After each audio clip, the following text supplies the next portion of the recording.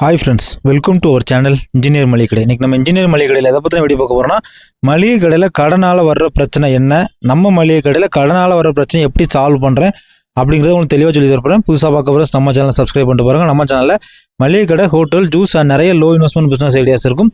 Friends, ஏற்கனவே மளிகை கடையில் கடன் கொடுக்கலாமான்னு ஒரு வீடியோ போட்டிருப்பேன். அது வந்து டிஸ்கிரிப்ஷனில் ஃபஸ்ட் லிங்கில் கொடுத்துருக்கேன். அந்த வீடியோவில் வந்து கொஞ்சம் ஸ்லோவாக பேசியிருப்பேன், ஒரு 12 நிமிஷம் பேசியிருப்பேன். கண்டிப்பாக அதை ஒரு டைம் பொறுமையாக கேளுங்க. கண்டிப்பாக நீங்கள் மளிகை கடை வைக்கணும், எந்த கடை வைக்கினாலும் இது வந்து உங்களுக்கு கண்டிப்பாக அங்கே அப்ளை ஆகும். அதுபோக மளிகை கடையை கையாளுவது எப்படின்னு ஒரு பிளேலிஸ்ட்டே இருக்கும். மளிகை கடையில் ஒரு பிரச்சனை எப்படி ஹேண்டில் பண்ணணும், என்ன சைஸில் கடை எடுக்கணும் அப்படிங்கலாம் நிறைய சொல்லியிருப்பேன். மளிகை கடை வைக்கணும் உங்கள் ஃப்ரெண்ட்ஸ் வந்து கண்டிப்பாக அதெல்லாம் பாருங்கள், கண்டிப்பாக உங்களுக்கு ரொம்ப பிரயோஜனமாக இருக்கும். இன்னும் வந்து மளிகை கடையில் வர்ற பிரச்சனை என்ன, நார்மலாக ஒரு மளிகை கடையில் எந்தெந்த பிரச்சனைலாம் வரும், எப்படிலாம் வரும் அப்படிங்கிறத இன்னொரு இதில் நான் உங்களுக்கு தெளிவாக பேசுகிறேன், இன்னொரு வீடியோ போடுறேன்.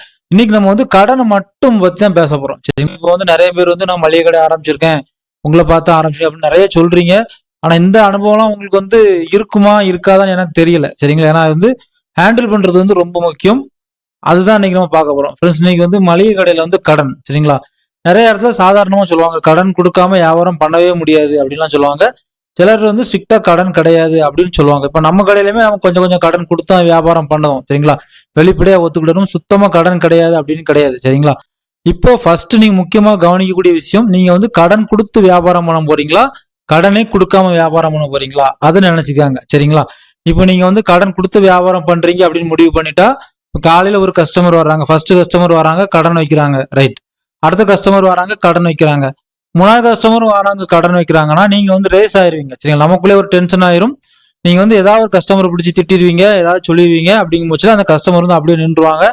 அதனால கடன் கொடுத்து தான் வியாபாரம் பண்ண போறீங்க, கடன் வந்து கொஞ்சம் விட்டு விட்டு பிடிப்பேன், கடனை மெதுவாக வரட்டும் அப்படிங்கிற வியாபாரம் பண்ண போறீங்க அப்படின்னா நீங்க வந்து கொஞ்சம் பொறுமையா தான் இருந்தாகணும். சரிங்களா, ரெண்டாவது முக்கியமான ஒண்ணு, கடன் கொடுத்தா வியாபாரம் பண்ண போறீங்க அப்படின்னா எல்லா பிரச்சனைக்குமே நீங்க பொறுப்பேற்ற மாதிரி நீங்களே நினைச்சுக்காங்க. சரிங்களா, கடன் வரலனாலும் ஒன்றும் செய்ய முடியாது, அவங்களால பிரச்சனை வந்தாலும் ஒன்றும் செய்ய முடியாது. சரி, இன்னைக்குள்ள சூழ்நிலை தான்.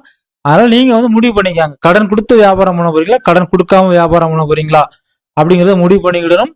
ஏன்னா கடன் கொடுத்து தான் வியாபாரம் பண்ற முடிவு பண்ணிட்டு வர கஸ்டமரை நம்ம வந்து கடன் கேட்கும் போது பிரச்சனை பண்ணா அந்த கஸ்டமர் அப்படியே ஸ்டாப் ஆயிரும். சரிங்களா, அதுக்கு நீங்க வந்து நான் கடனே கொடுக்க மாட்டேன் அப்படின்னு பண்ணிடலாம். சரிங்களா, இப்போ அடுத்து முக்கியமானது எப்படின்னா, இப்போ ஒரு கடன் வந்து சின்ன சின்ன கடன் கொடுக்கலாம்.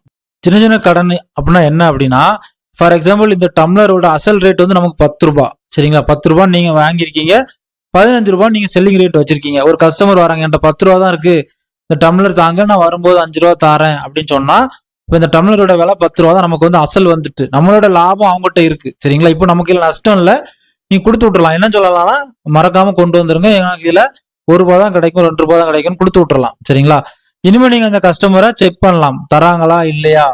சப்போஸ் அவங்க தராட்டா அடுத்த டைம் அவங்க அப்படி கேட்கும் போது நீங்க இதை லாக் பண்ணணும். நீங்க போன டைம் வாங்கினீங்க தரல, அது எப்படி நீங்க லாக் பண்ண முடியும்னா, நீங்க வந்து கரெக்டா ஞாபகம் வச்சிருக்கணும், எழுதி வச்சு கடன் இது பண்ணா மட்டும்தான் இந்த மாதிரி நீங்க வந்து லாக் பண்ண முடியும். சரிங்களா, இந்த மாதிரி சின்ன சின்ன கடன் கொடுக்கலாம். அப்படி இல்லைன்னா பெர் ஹெட், சரிங்களா, ஒரு ஆளுக்கு மேல 50 ரூபாய் 100 ரூபாய் ஃபிக்ஸ் பண்ணிக்காங்க. சரிங்களா, ஒரு ஃபேமிலிக்கு மேல இப்போ டே உங்கள்கிட்ட வாங்குறாங்க, திடீர்னு கடன் வைக்கிறாங்கன்னா ஒரு 50 ரூபாய் வரை கொடுங்க, இல்லைன்னா 100 ரூபாய் வரை கொடுங்க.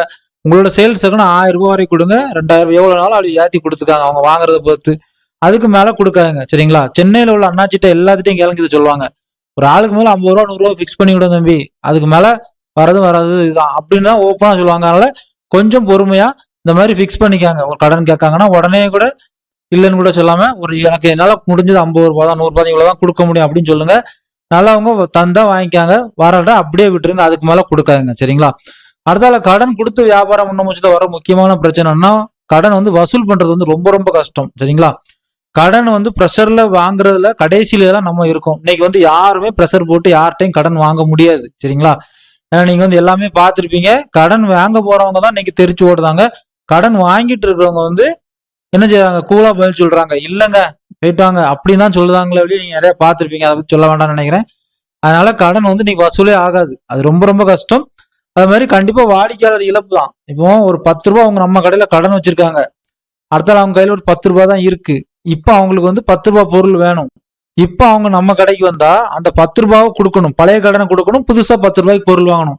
அப்படிங்கும் போச்சுல 10 ரூபாய் கொடுத்துட்டு திரும்ப 10 ரூபாய்க்கு பொருள் வாங்க முடியாது. அதுக்கு கையில இருக்கு 10 ரூபாய்க்கு வேற கடையில போய் வாங்கிடலாம்னு சொல்லிட்டு அப்படியே போயிருவாங்க. சரிங்களா, இதுதான் ஃபேக்ட். அதனால முடிஞ்ச அளவு கடன் கொடுக்காம கொண்டு போகணும். ரைட்டுங்களா, எதனால வந்து கடன் வந்து வசூல் ஆகுது கஷ்டப்படுது அப்படின்னா, தனிப்பட்ட செலவு வந்து எல்லாருக்குமே இருக்கும். ஃபோன் ரீசார்ஜ், கேபிள் அப்படி இப்படி நிறைய இருக்கும். சரிங்களா? எல்லாரும் கடன் சீட்டு அப்படி இப்படின்னு இருப்பாங்க.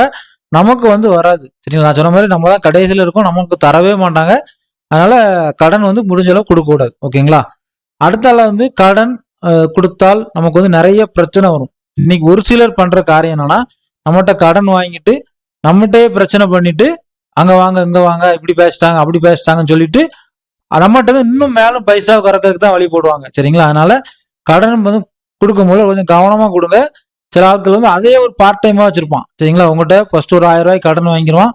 வாங்கிட்டு தரமாட்டான். அடுத்தால என்ன செய்வாங்க, நான் எங்க வீட்டுல வந்து என்ன இப்படி பண்ணிட்டாங்க அப்படி பண்ணிட்டாங்கன்னு ஏதாவது சொல்லிடுவாங்க. அதனால அந்த இதே வைக்காதுங்க. சரிங்களா? அந்த மாதிரி ஆள்கிட்ட வச்சுக்கிட்டா நீங்க தான் கடனும் கொடுத்தும் மேல அவங்களுக்கு எக்ஸ்ட்ரா போனஸ் கொடுத்த மாதிரி கொடுத்துட்டு வருவீங்க. சரிங்களா? அதனால கடன் கொடுக்குற விஷயத்துல அது ரொம்ப ரொம்ப ஜாக்கிரதை. சரிங்களா?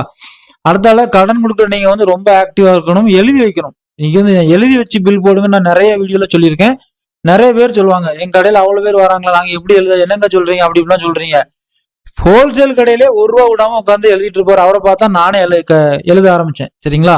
அந்த பில் பேட்ல பின்னாடி லைனா அந்த அமௌண்ட் எழுதிட்டே வந்துட்டு இருக்காங்க. ஹோல்சேல் கடையிலே அப்படி எழுதி அவங்க வாங்க போச்சுல. ரீட்டைல் கடையில நம்மளால அப்படி எழுதுற ஒரு பெரிய விஷயமே கிடையாது. டக்குனு ஒரு 3 கஸ்டமர் போறாங்களா, ஆட் பண்ணி எழுதுனா முடிஞ்சு. அப்படி எழுதி வச்சுட்டா நமக்கு வந்து பிரச்சனையே கிடையாது. சரிங்களா? இப்போ ஒரு 8 ரூபாய் கடன் வாங்குறாங்க, எழுதிட்டாங்க. வெறும் 8 ரூபான்னு எழுதினாலே ஒரு 3 நாள் கழிச்சு அந்த 8 ரூபாங்கிறது உங்களுக்கு வந்து எத்தனை ரூபான்னு ஞாபகம் இருக்காது நீங்க எழுதலைன்னா. அதனாலதான் 1 ரூபாய் 2 ரூபாய் எத்தனை ரூபாய் கடன்னாலும் எழுதி வச்சு வாங்குங்க. அப்படின்னா உங்களுக்கு வந்து கன்ஃபியூஸ் இல்லாம நீங்க வந்து பேசலாம். ரைட்டுங்களா? அதே மாதிரி தெளிவா பேசிடணும். சரிங்களா? இப்ப கடன் வாங்குறாங்கன்னா திங்கக்கிழமை தருவாங்க, 1ஆம் தேதி தருவாங்க, 10 நாள் டைம் 5 நாள் டைம்னா இதுக்குள்ள எனக்கு தந்துருங்க. எனக்கு ரொட்டேஷன் பண்ண முடியாது, எனக்கு வந்து அந்த அளவுக்கு கடன் வியாபாரம் அப்படி ஏதாவது சொல்லி ஸ்ட்ரிக்டா பிடிச்சிருங்க. அதுக்கு மேலேயும் தாண்ட விடாங்க. ஏன்னா கடன் வந்து கொஞ்சம் கொஞ்சம் அப்படி பெண்டிங் போட்டு அப்படி ரொம்ப மெத்தனமாயிரும், வரவே செய்யாது. சரிங்களா? இப்ப என்ன பார்க்க போறோம்னா, நம்ம கடையில கடனை வந்து நான் எப்படி சமாளிக்கிறேன். சரிங்களா? இது வந்து ஒரு சூப்பரான டெக்னிக். நான் என்னென்னலாம் பண்றேங்கிறத உங்களுக்கு சொல்றேன். எல்லா ஊரும் கடை வந்து ஒரே ஃபேஸிங்கா இருக்காது. சரிங்களா? உங்களுக்கு இந்த சூழ்நிலை அங்க மேட்ச் ஆச்சுன்னா கண்டிப்பா இதை நீங்க வந்து ஃபாலோ பண்ணுங்க. சரிங்களா?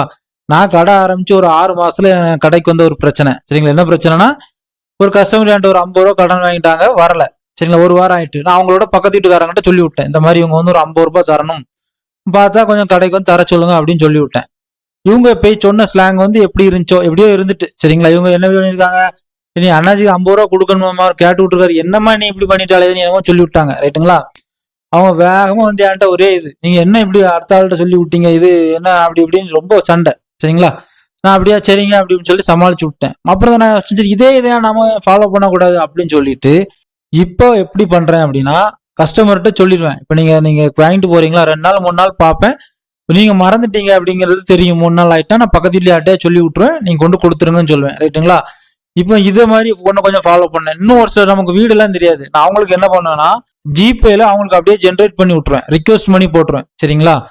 நீங்க வந்து 40 ரூபா தரணும் 50 ரூபா தரணும்னு சொல்லிட்டு ரிக்வெஸ்ட்ல உங்களுக்கு ஜிபேல போட்டுருவேன், நீங்க எனக்கு அனுப்பி விட்டுருவேன், அவங்கள்ட்ட சொல்லியே விட்டுருவேன். சரிங்களா?